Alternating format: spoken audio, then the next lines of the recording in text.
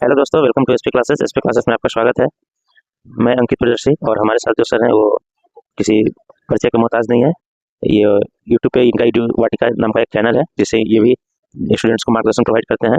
तो चलिए आज मैं जानना चाहता हूँ, सर आप अपने बारे में पहले हमें कुछ कुछ बताइए। थैंक यू अंकित सर, आपने हमको अपने चैनल पे टाइम दिया। मेरा नाम विवेक कुमार हुआ और हम दोनों साथ ही में बीएसएससी सीजन 3 क्वालिफाई किए हैं। अंकित सर भी मोस्ट टैलेंटेड स्टूडेंट में आते थे। बहुत सारे नौकरी को रिजाइन करके अंततः एक बिहारी का जो सपना होता है बिहार आने का, वो पूरा किए अंकित जी अपना। और बहुत लगनशील प्रयत्नशील स्टूडेंट रहे हैं। साथ में ही हम लोग सेट मारते थे। तो अंकित जी, आज जो इंटरव्यू आप ले रहे हैं मेरा, आप भी एक इंटरव्यू के देने का काबिल है। तो अंकित जी भी बताएंगे अपना एक्सपीरियंस कि कैसे कैसे तैयारी किए थे। हम भी अपना कुछ कुछ एक्सपीरियंस शेयर करेंगे दोनों मिल करके। तो अंकित जी, आप अपना एक्सपीरियंस बताइए कुछ बच्चों को। Thank you sir, Vivek sir. Experience क्या बताना है, जो लोग तैयारी कर रहे हैं उनको तो पता ही है कि तैयारी के दरमियान बहुत सारा चीज़ का सामना करना पड़ता है। सबसे पहले तो आपको अपने सोशल मीडिया प्रोफाइल से अलग होना पड़ेगा, जैसे फेसबुक, इंस्टा। ये क्योंकि एक काफ़ी बहुत अच्छा मोड है डिस्ट्रैक्शन का, और ये एक ऐसा चीज़ है जिसमें आपको पता नहीं चलता कि टाइम कब से कब क्या से क्या हो गया। तो अगर सुबह से बैठे हैं आप तो 2 घंटा कैसे समय बीत जाएगा आपको पता ही नहीं चलेगा। तो हमारा सबसे पहला रिक्वेस्ट आप सभी लोगों से है कि आप सोशल मीडिया से कृपया दूर हो जाए।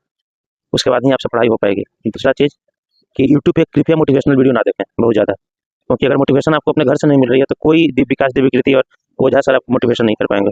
क्योंकि अगर आप अपने पापा के फटे हुए कमीज को देख के मोटिवेट नहीं हो पा रहे हैं तो किसी आईएएस के वर्दी को देख के आप मोटिवेट नहीं हो सकते हैं। वो आपका केवल टाइम का एक पास है। तो क्षणिक मोटिवेशन। हाँ, एक क्षणिक मोटिवेशन रहेगा।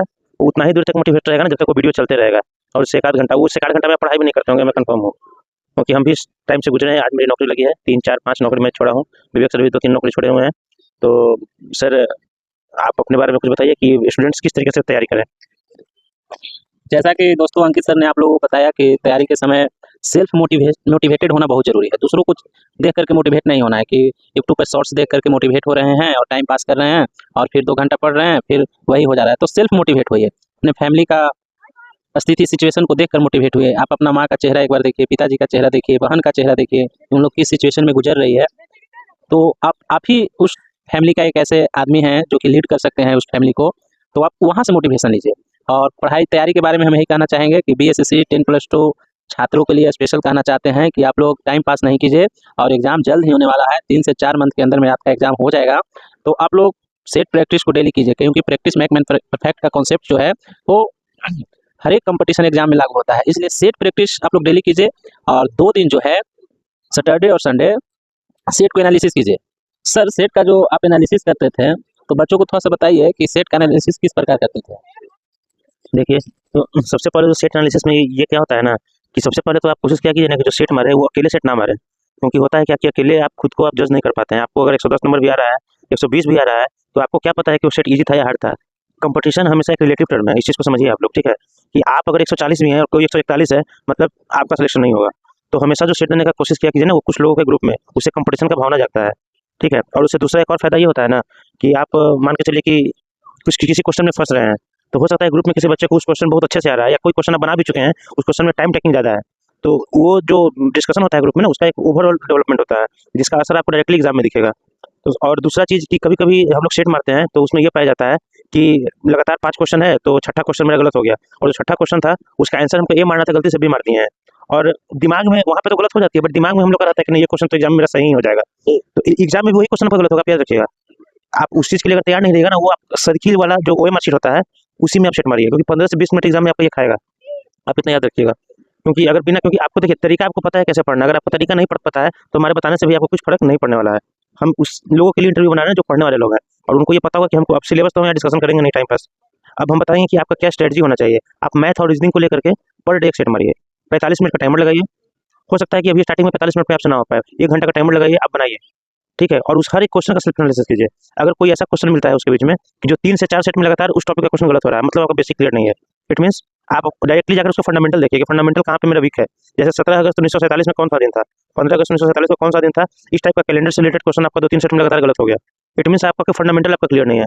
तो हम आपको हमेशा से ये करेंगे, किसी भी एग्जाम का जो बेसिक होता है वो फंडामेंटल होता है। फंडामेंटल क्लियर है तो 50% क्वेश्चन तो आप ऐसे ही सॉल्व कर लीजिएगा। बात आई साइंस की, तो साइंस पोर्शन में विवेक सर हमसे ज़्यादा नॉलेजेबल है साइंस को लेकर के, तो सर आप साइंस का थोड़ा मार्गदर्शन कीजिए। सर साइंस में बच्चों आप लोग को यही बताना चाहते हैं कि साइंस के लिए आप लोग एसपीडी का एक आता है जीके का बुक, उसको आप लोग परचेज कर लीजिए। और उसको वन लाइनर जो एसपीडी का जो रेलवे वगैरह में पूछा गया है कि सर वो बहुत ज़्यादा यूजफुल है, बहुत ज़्यादा फ्रूटफुल है, तो उसको कीजिए। और लुसेंट का एक स्पेशल साइंस का बुक आता है, उसको कीजिए। और ज़्यादा बुक के पीछे आप मत भागिए, ज़्यादा बुक के चक्कर में रहिएगा तो टाइम पास होगा। एक बुक को 10 बार पढ़िए, ना कि 10 बुक को एक बार 10 बुक ले लिए हैं उसको एक बार खत्म करें, उससे आपको टाइम्स का लैप्स है और कुछ फायदा नहीं होगा। इसलिए लिमिटेड सोर्स को लिमिटेड रखते हुए तैयारी कीजिए, आप कम समय में अपना सफलता प्राप्त कर सकते हैं। चलिए, थैंक यू अंकित सर, आपने बच्चों को जिस तरह से गाइड करने के लिए हमको टाइम दिए, और आपने भी कुछ कुछ गाइड किए बच्चों को, बहुत बहुत धन्यवाद। एक चीज़ और मैं इसमें ऐड करना चाहता हूँ कि आप लोग जब भी जैसे साइंस जो पोर्शन आप लोग पढ़ रहे हैं ना, तो साइंस पोर्शन में कोशिश किया कीजिए कि थोड़ा सा आप कंसेप्चुअल पढ़ाई करें, क्योंकि जो स्टैटिक एग्जाम जो था पहले का, ठीक है ना, वो अब काफ़ी हद तक खत्म हो चुका है कि उस टाइप का क्वेश्चन आ रहा है, सो आ रहा है इसी तरीके का। अब नहीं पूछता है कि विटामिन ए की कमी से कौन सा डिजीज हो रहा है, ठीक है। अब क्वेश्चन पूछता है कि ट्यूबरक्लोसिस से आपके शरीर का कौन सा अंग प्रभावित होता है, ठीक है। अब उस अंग का भी अंदर में चला जा रहा है वो क्वेश्चन, तो थोड़ा सा कंसेप्चुअल पढ़ने की जरूरत है। जीके के पोर्शन के लिए हम एक सजेशन देना चाहते हैं कि आप लोग डायरेक्टली स्टैटिक पर फोकस कीजिए, और सारा जो पोर्शन है वो हो जाएगा, स्टैटिक आपका नहीं होगा। 10 क्वेश्चन स्टैटिक से पूछता है, उसमें लीड लीजिएगा। 75 में उधर मैथ और रीजनिंग में अगर 70 प्लस लाए हैं, और इधर अगर आप स्टैटिक पोर्शन में लीड ले लिए, आपका रिजल्ट कोई नहीं रुकेगा। 125 आपका स्कोर जाता है, आपका बहुत अच्छे से रिजल्ट हो जाएगा। मतलब 70 मार्क्स उधर से, 55 मार्क्स इधर से, कोई हार्ड नहीं है। एक स्ट्रेटजी के साथ पढ़िएगा तो बहुत ही आसान है। हमारा खुद प्रीलिम्स में 135 प्लस स्कोर आया था, और मेंस में 125 स्कोर आया था। मेंस का लेवल बहुत टफ था, ठीक है। तो मेंस में 125 के आसपास में स्कोर रहा। चलिए, और बहुत ज़्यादा बताने को आप लोग के पास है कि आप लोग खुद एक स्टूडेंट हैं, और अगर कुछ आप लोग को और भी क्वेरी होगा वो कमेंट सेक्शन में डालिए, अकॉर्डिंगली हम लोग उसको डील करेंगे और बेसिक से स्टार्ट करेंगे उस चैप्टर को। अगर कुछ लोग होंगे जिनको कोई चैप्टर में प्रॉब्लम होगा वो बताइएगा, उस चैप्टर को हम यूट्यूब पे आप लोग के साथ में डिस्कशन कर देंगे। Goodbye, take care of your health and your mothers and father and your family members, और स्पेशली अपने हेल्थ का ख्याल रखें, क्योंकि एग्जाम के समय हेल्थ खराब हुआ तो सारा कुछ खत्म हो जाएगा। Goodbye, take care.